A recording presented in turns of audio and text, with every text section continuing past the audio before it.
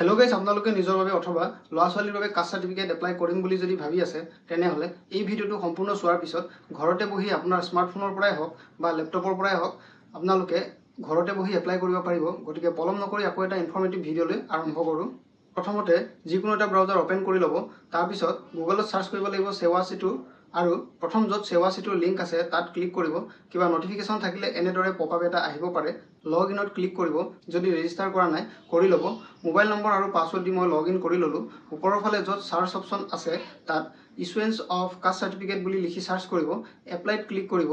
এইটো পেজত caste certificate apply কৰিবলৈ কি ডকুমেণ্টছৰ প্ৰয়োজন হ'ব এইখিনি পঢ়ি চাব পাৰে। এতিয়া এপ্লাইত ক্লিক কৰিব।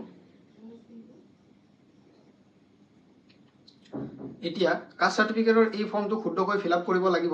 প্ৰথমতে এপ্লাই ফৰত আপোনাৰ কাষ্ট চিলেক্ট কৰি ল'ব। STP বা SC যিয়ে নহওক। তাৰপিছত এপ্লিকেণ্ট নেমত যাৰ কাৰণে কাষ্ট চাৰ্টিফিকেট এপ্লাই কৰা হৈছে তাৰ নাম দিব লাগিব। এপ্লিকেণ্টৰ লিংগ চিলেক্ট কৰিব লাগিব। মোবাইল নাম্বাৰটো ৰেজিষ্টাৰ্ড মোবাইল নাম্বাৰটোৱে থাকিব। পান কাৰ্ড, ইমেইল আৰু এপিক নাম্বাৰ এই তিনিটা অপশ্যনেল হয়। গতিকে এইকেইটা ব্লেংক ৰাখিলেও প্ৰব্লেম নহয়। ডেট অফ বাৰ্থত এপ্লিকেণ্টৰ ডেট অফ বাৰ্থ দিব লাগিব।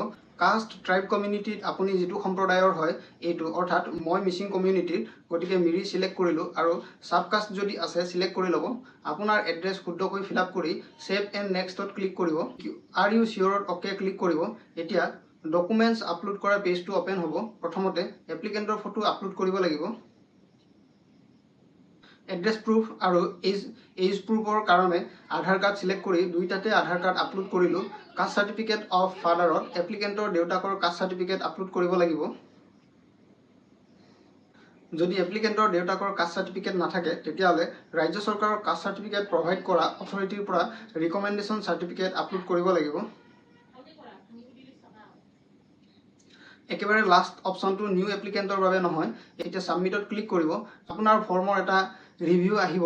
ভালদৰে চেক কৰি ল'ব আৰু মেক পে'মেণ্টত ক্লিক কৰিব। পিছত পে'মেণ্টৰ পেজ অ'পেন হ'ব।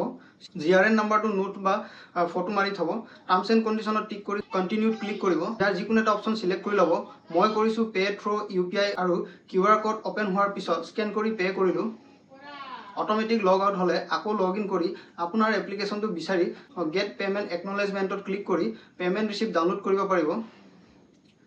এনেধৰণৰ ইনফৰ্মেটিভ ভিডিঅ'সমূহ সময়মতে পাবলৈ ফেচবুক পেজটো ফ'ল' আৰু ইউটিউবত ছাবস্ক্ৰাইব কৰি ল'ব।